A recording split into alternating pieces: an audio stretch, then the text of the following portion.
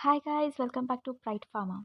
आज के इस वीडियो में हम कैलकुलेशन इन्वॉल्व इन डिस्पेंसिंग के बारे में पढ़ने वाले हैं। तो ये जो कैलकुलेशंस इन्वॉल्व होते हैं डिस्पेंसिंग में, ये मैं आपको बुक से पढ़ा रही हूँ, क्योंकि क्या है ना, वो जो यूनिट्स होते हैं, लैटिन टर्म्स होती है, उन्हें इंग्लिश में टाइप करना डिफ़िकल्ट है। वो टर्म्स अवेलेबल नहीं होती है काफ़ी सारी जी बोर्ड में, तो इसीलिए मैं आपको बुक से पढ़ा रही हूँ, ताकि आपको मतलब अच्छे से समझ में आ जाए। ठीक है, तो ये जो आपको डिस्पेंसिंग फार्मेसी है ना, ये सब्जेक्ट, तो उसमें इम्पेरियल सिस्टम होता है और मेट्रिक सिस्टम होता है वेट्स एंड मेजर्स के लिए। अब पहले क्या होता था कि इम्पेरियल सिस्टम फॉलो किया जाता था, जहाँ पे इम्पेरियल सिस्टम में जो वेट्स एंड मेजर्स दिए होते थे, उसे फिर से मेट्रिक सिस्टम में कन्वर्ट करना होता था, और फिर कैलकुलेशन करके वो प्रिस्क्रिप्शन कंपाउंड करके फिर डिस्पेंस करना होता था पेशेंट को। तो इसीलिए अभी भी हमें ये जानना ज़रूरी है कि इम्पेरियल सिस्टम में कौन कौन से वेट्स एंड मेजर्स यूज़ किए जाते थे। सो इम्पेरियल सिस्टम जो है, ये एक ओल्ड सिस्टम है वेट्स एंड मेजरमेंट्स के लिए।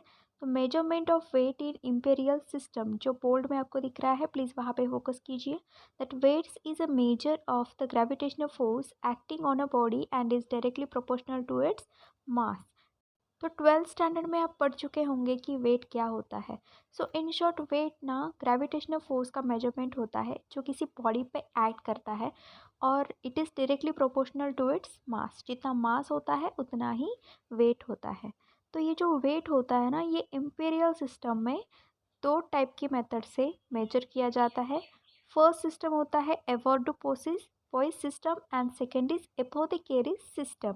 अब ये जो एवोर्डोपोइस सिस्टम होता है, इसमें स्टैंडर्ड यूनिट जो होता है वेइंग का, तो वो होता है पाउंड, जिसे LP इस तरह से भी लिखा जाता है। अगर आप ये टेबल 1.1 देख रहे हैं, तो यहाँ पे 1 LB means 1 pound is equal to 16 avoid.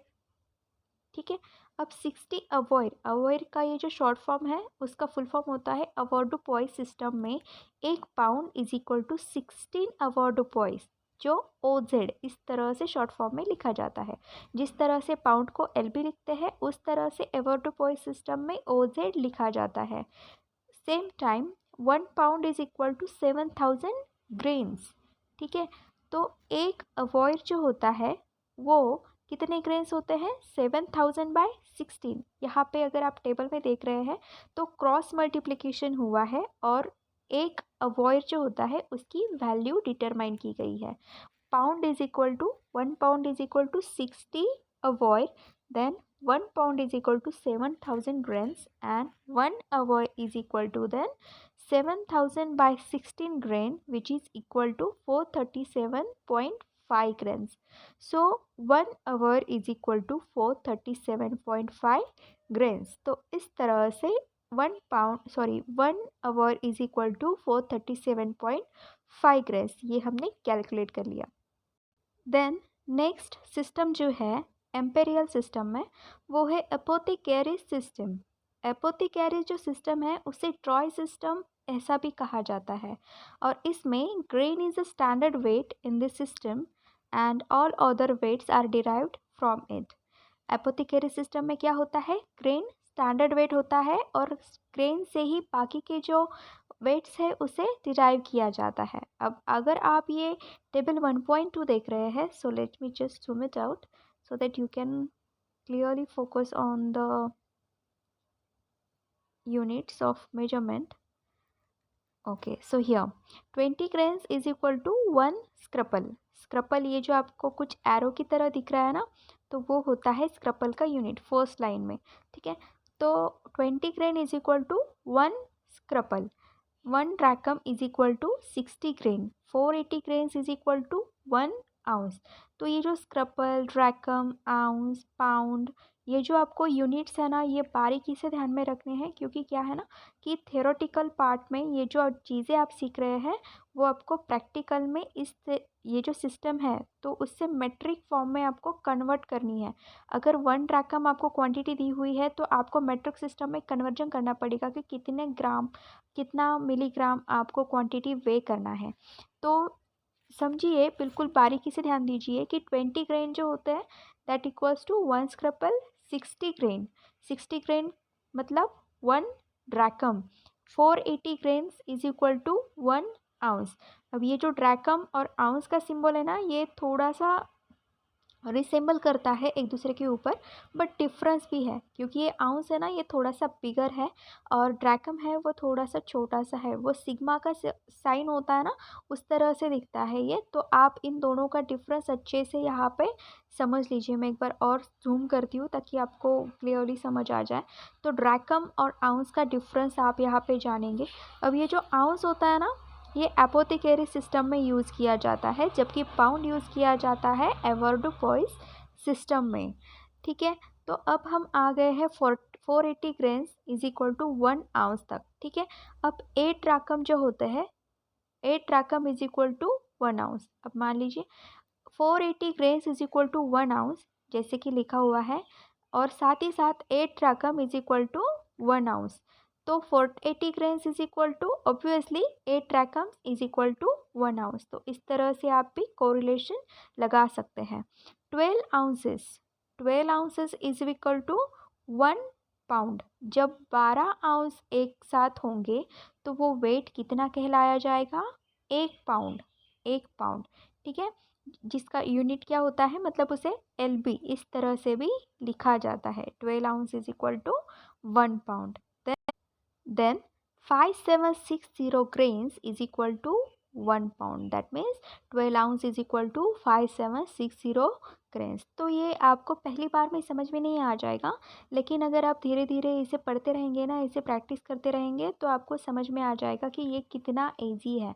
अगर आपको 100 प्रैक्टिकल इसी पे परफॉर्म करने हैं तो ये बहुत ही काम की चीज़ है जो आपको समझनी है। ठीक है, then measurement of capacity in imperial system. अभी तक हमने क्या पढ़ा? हमने सिर्फ वेट पढ़ा। वेट में क्या था? Avoirdupois and apothecaries system. अब हम कैपेसिटी पढ़ने वाले हैं। Capacity in imperial system. Weight किस चीज़ को होता है? जो सॉलिड चीज़ें होती है ना, उस चीज़ को वेट होता है, और जो लिक्विड चीज़ें होती है ना, तो उनको क्या होता है? उनको होता है कैपेसिटी। उनमें क्या मेजर करते हैं हम? उनमें मेजर करते हैं कैपेसिटी। ठीक है, तो measurement of capacity in imperial system. तो यहाँ पे जो कैपेसिटी के यूनिट्स है, तो वो एवोर्डोपॉइस सिस्टम में भी और एपोथेकेरी सिस्टम में भी हम देख रहे हैं। तो कैपेसिटी दोनों में भी मेजर की जाती है और यूनिट जो होता है वो सेम होता है। अब कौन सा यूनिट होता है? तो वो यूनिट होता है गैलन। गैलन क्या होता है? स्टैंडर्ड यूनिट होता है जहाँ से हम लिक्विड की कैपेसिटी मेजर कर सकते हैं। तो 1 गैलन जो होता है ना, वो कितने इक्वल होता है? 1 गैलन, जिसे हम स्मॉल c नोटिफाई करते हैं, स्मॉल c से नोटिफाई किया जाता है गैलन को। तो 1 gallon is equal to 160 fluid ounce. जो आउंस होता है ना, उसके सामने फ्लूइड लिखा जाएगा, तो वो होता है 160 fluid ounce. 1/4 of gallon is equal to 1 quart. अगर 1/4 ऑफ गैलन का पोर्शन है तो वो कितना होता है? वो होता है 1 क्वार्ट। 1 क्वार्टर मतलब 1 क्वार्ट। अगर 1/8 ऑफ गैलन है तो कितना हुआ कन्वर्जन? वो हुआ 1 पिंट। अब पिंट जो है वो स्मॉल o से नोटिफाई किया जाता है। 1/160 of a gallon is equal to 1 fluid ounce, and 1/8 of a fluid ounce is equal to 1 fluid drachm। तो इस तरह से ये कन्वर्जन होता है। आपको इसका स्टडी दोबारा करना पड़ेगा ताकि आपको ये समझ में आ जाए। एक ही बार पढ़ेंगे तो अब बिल्कुल भी समझ में नहीं आ जाएगा, सिर के ऊपर से चला जाएगा पानी। तो आप ये वीडियो रिपीट करके भी पढ़ सकते हैं, या फिर आपके पास कोई बुक्स है, नोट्स है, तो उससे भी आप रेफ़र कर सकती है। लेकिन मैं आपको सजेस्ट करूँगी कि आप अगर बार बार इसे पढ़ेंगे ना, 2 बार 3 बार पढ़ेंगे तो आपको समझ में आ जाएगा। आपका पूरा प्रैक्टिकल जो है ना, वो इसी पे डिपेंड करता है। और बहुत सारे ऐसे स्टूडेंट होते हैं, ऐसे बच्चे होते हैं कि उन्हें प्रिस्क्रिप्शन लिटरली पढ़ते भी नहीं आता है। मैंने खुद ये एक्सपीरियंस की है चीज़, जब मैं एक्सटर्नल बन के गई थी कॉलेज में वाइवा लेने के लिए, तो बच्चों को ये प्रिस्क्रिप्शन पढ़ते भी नहीं आ रहा था। मीनिंग कैसे पढ़े, वो आउंस कैसे पढ़े, ड्रैकम कैसे पढ़े, कौन सा सिंबल किस लिए है, ये बच्चों को नहीं पढ़ते आता था। तो प्लीज़ आप ये गलती ना करें। टीचर्स आपको पूछते हैं, आपको पढ़ने के लिए बोलते हैं ये प्रिस्क्रिप्शन, तो आपको आना चाहिए, आपको समझना चाहिए कि how much quantity is equal to how much quantity. ठीक है, देन नेक्स्ट पेज पे जंप करते हैं। Okay, so 1/60 of a fluid drachm is equal to 1 minim. 1/60 portion जो होता है फ्लूइड ट्रैकम का वो कितना होता है, which is equal to 1 minim. 1 quart that is equal to 40 fluid ounce. 1 pint is equal to 20 fluid ounce. 1 fluid ounce is equal to 480 minims and 1 fluid drachm is equal to 60 minims। तो इस तरह से ये conversion है, ये आपको ध्यान में रखना है। देन अब तक हमने क्या पढ़ा, हमने इम्पेरियल सिस्टम पढ़ा, अवॉर्डोपॉइस एंड एपोथेकेरी सिस्टम जिसमें था वेट्स के लिए वो भी पढ़ा, और कैपेसिटी मेजर करने के लिए भी अवॉर्डोपॉइस एंड एपोथेकेरी सिस्टम में सेम यूनिट था जो था गैलन, वो जो हमने अभी अभी फिनिश किया है वो। अब हम जानेंगे मेट्रिक सिस्टम के बारे में। अब ये जो मेट्रिक सिस्टम है ना, वो इंडियन फार्माकोपिया में यूज़ किया जाता है वेट एंड कैपेसिटी मेजरमेंट करने के लिए। अब मेट्रिक सिस्टम जो है ना इंडिया में, वो कब इम्प्लीमेंट हुआ, तो 1 अप्रैल 1964 को फार्मेसी प्रोफेशन में ये मेट्रिक सिस्टम इम्प्लीमेंट हुआ। तो इससे पहले क्या यूज़ होता था, इम्पेरियल सिस्टम ही यूज़ होता था, जहाँ से हमको वो सारी जो इम्पेरियल की टर्म्स होती थी ना, एवोर्डोपॉइसन एपोथेकेरी सिस्टम में, वो मेट्रिक फॉर्म में कन्वर्ट करनी पड़ती थी, और फिर वही चीज़ें हमें वे करके फिर से वो प्रिस्क्रिप्शन बना के कंपाउंडिंग करके पेशेंट को डिस्पेंस करना होता था। रेडीमेड फॉर्म में मेट्रिक सिस्टम में अवेलेबल नहीं था। वो मेट्रिक सिस्टम ने इंडिया में मेट्रिक सिस्टम कब अपनाया, तो 1 अप्रैल 1964 में वो हमने अपनाया। अब ये जो मेट्रिक सिस्टम होता है उसमें वेट को मेज़र कैसे किया जाता है, तो उसमें जो स्टैंडर्ड यूनिट होता है वो होता है किलोग्राम, और किलोग्राम से ही जो अदर वेट्स है उसे डिराइव किया जाता है। अब जैसे कि ये जो 1 किलोग्राम होता है दैट इक्वल्स टू 1000 ग्राम, मतलब 1 किलोग्राम में कितने ग्राम्स आएंगे, तो आएंगे 1000 ग्राम। 100 ग्राम्स जो होते हैं, ये 100 grams that equals to 1 hectogram. अगर 100 ग्राम का आपको वेट करना है तो वो कितने होता है, 1 हेक्टोग्राम, उसे 1 हेक्टोग्राम भी कहते हैं। तो अगर फॉर्मूला में आपको फिजिशियन ने या फिर जो प्रिस्क्राइबर है उसने 1 हेक्टोग्राम लिख दिया है तो कोई भी डरने की ज़रूरत नहीं है, क्योंकि आपको ऐसा लगेगा कि यार ये टर्म क्या होती है, ये तो मैंने सुनी ही नहीं। तो बिल्कुल भी डरने की ज़रूरत नहीं होती है।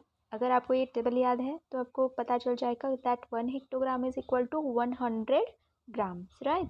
Then 10 grams, 10 grams is equal to 1 decagram, जिसे हम DAG इस तरह से भी लिखते हैं। 0.1 gram is equal to 1 decigram. 0.01 gram is equal to 1 centigram and 0.001 gram is equal to 1 milligram. तो अगर आपको 1 मिलीग्राम ड्रग पे करना है तो आपको कितने ग्राम ड्रग पे करना होगा, 0.001 ग्राम है, 0.001 ग्राम। तो अगर आपको ये टेबल याद होगी अच्छे से तो आपको कोई भी दिक्कत नहीं आएगी। तो इतनी सिंपल है ये चीज़, और आपको तो 10th स्टैंडर्ड में ये सारी चीज़ें, 10th स्टैंडर्ड में नहीं, 10th स्टैंडर्ड तक के सिलेबस में ये चीज़ें पढ़ा दी जाती है, तो यह याद करने में आपको कोई दिक्कत भी नहीं आएगी।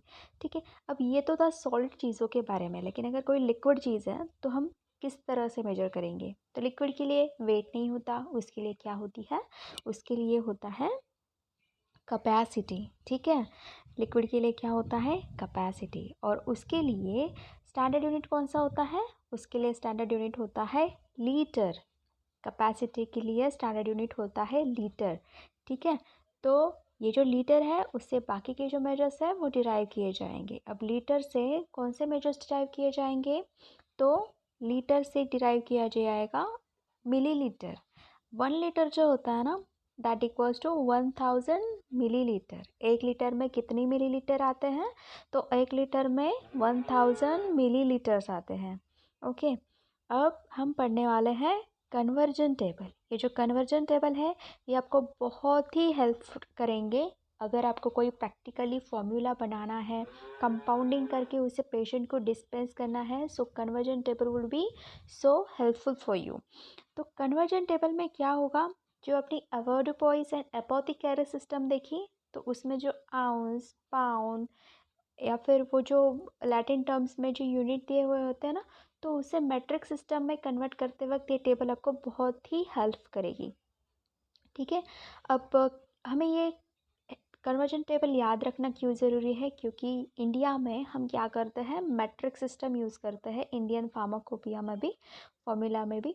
लेकिन शुरू से ही ये जो प्रिस्क्रिप्शन आते थे प्रिस्क्राइबर से, तो वो लैटिन टर्म्स में वो प्रिस्क्रिप्शन लिखते थे, उसकी क्वांटिटी भी लैटिन टर्म्स में ही लिखी जाती थी। तो इसीलिए एज ए इंफॉर्मेशन हमें ये चीज़ें पता होनी चाहिए। तो ये चीज़ें हम फॉलो कर रहे हैं, मतलब यहाँ पे हम स्टडी कर रहे हैं, ठीक है। तो कन्वर्जन टेबल जो है ये वेट मेजर्स के लिए कुछ इस तरह से है, जहाँ पे 1 kilogram is equal to 2.2 pound. अगर आपको पाउंड में कुछ क्वांटिटीज़ दी हुई होती है तो यहाँ पे आपको उसका कन्वर्जन मिल जाता है, जैसे कि 1 kilogram is equal to 2.2 pound, where 1 ounce is equal to 30 gram. 1 ounce अगर क्वांटिटी दी हुई होती है तो वो होता है 30 ग्राम। 1 पाउंड अगर दिया हुआ है होता है तो वो होता है 450 ग्राम। जान लीजिए 1 ounce is equal to 30 gram and 1 pound is equal to 450 gram. अब ये जो 1 पाउंड दिया है ये अवॉर्ड पॉइंट सिस्टम में दिया है, वो होता है 450 ग्राम।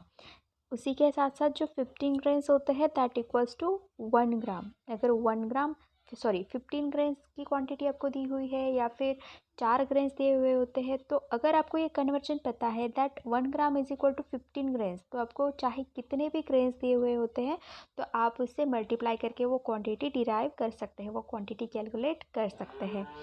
Then 60 milligram is equal to 1 grain.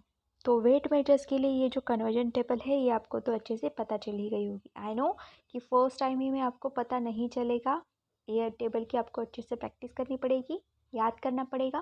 फिर आपको एक बार अगर इसमें आप प्रो बन गए तो कोई भी दिक्कत नहीं है, आप बस यूँ ही सॉल्व कर लेंगे कोई भी कन्वर्जन, राइट।